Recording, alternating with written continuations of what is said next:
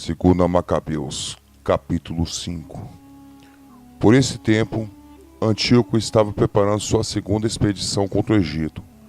Aconteceu então que, durante quase 40 dias, apareceram, correndo pelo ar, cavaleiros com vestes douradas, armados de lanças, organizados em pelotões empunhando espadas. Via-se esquadrões de cavalaria em formação cerrada, ataques e contra-ataques de um lado e de outro, movimentos de escudos e multidões de lanças, arremessos de dados e cintilações dos ornamentos de ouro, enfim, couraças de todo tipo. Por isso, todos suplicavam que essas aparições fossem bom agouro. Tendo surgido o boato de que Antíoco havia morrido, Jasão tomou consigo não menos que 1000 homens e, de surpresa, atacou a cidade. Posto em fuga os que defendiam os muros, e já consumando-se a tomada da cidade.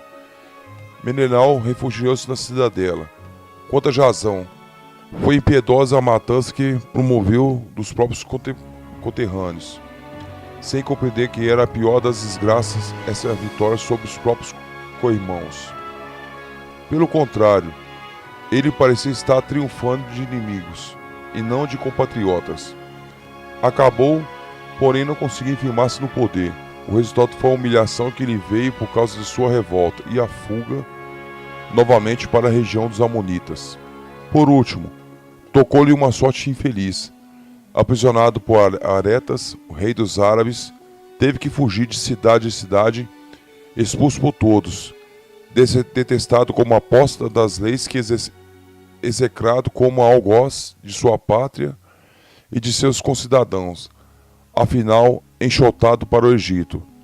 Assim que ele havia banido tanto sua pátria, veio a perecer no exílio. De fato, dirigira-se aos espartanos com uma esperança de que ali encontraria abrigo, em razão do comum parentesco. E ele, que havia deixado tanto sem sepultura, morreu sem ser chorado nem sepultado, e sem poder compartilhar da sepultura de seus antepassados.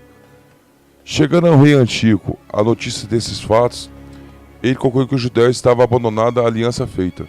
Por isso, voltando furioso do Egito, apoderou-se da cidade à força das armas, e ordenou aos soldados que matassem sem piedade os que lhes caíssem às mãos e trucidassem os que procurassem escapar de suas casas.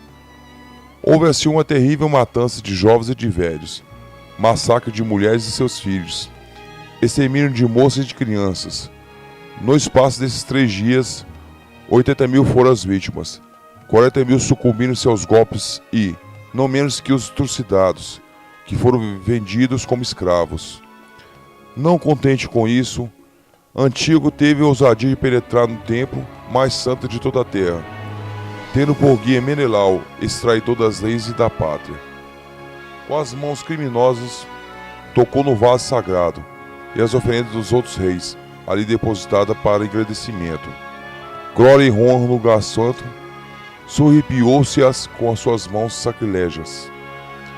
Tal foi a arrogância de Antíoco, que não se dava conta de que ele é por causa dele dos pecados dos habitantes da cidade, que o Senhor ficaria muito pouco irritado. Era por isso que acontecerá essas indiferenças com o lugar santo.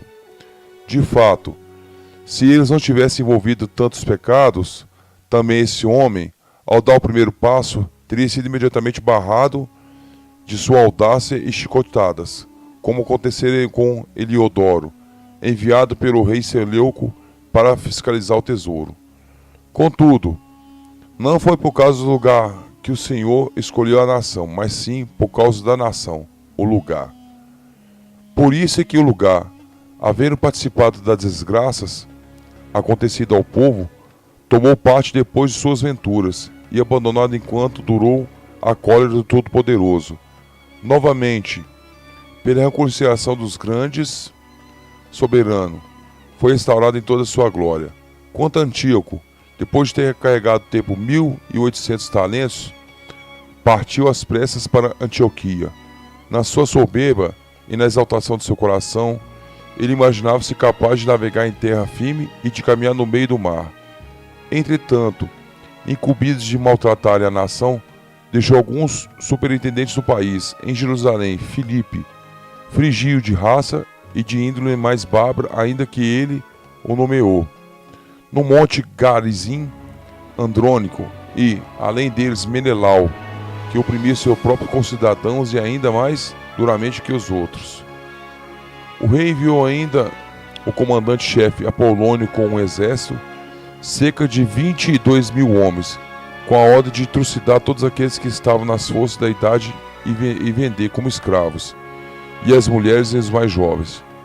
Chegando, pois, a Jerusalém, e aparentando as intenções de paz, Apolônio esperou até o santo dia de sábado. Depois, surpreendido pelos judeus em repouso, ordenou que seus soldados desfilassem com armas. Então, aos que haviam saído para apreciar o espetáculo, massacrou todos, e ainda, entrando no exército na cidade, abateu a imensa multidão. Judas, porém chamado também de Macabeu, fugira para o deserto com outros 9 homens, passando a viver ali como os animais selvagens nas montanhas. Resistia-os alimentando-se apenas de ervas, evitando tudo que pudesse torná-lo impuro.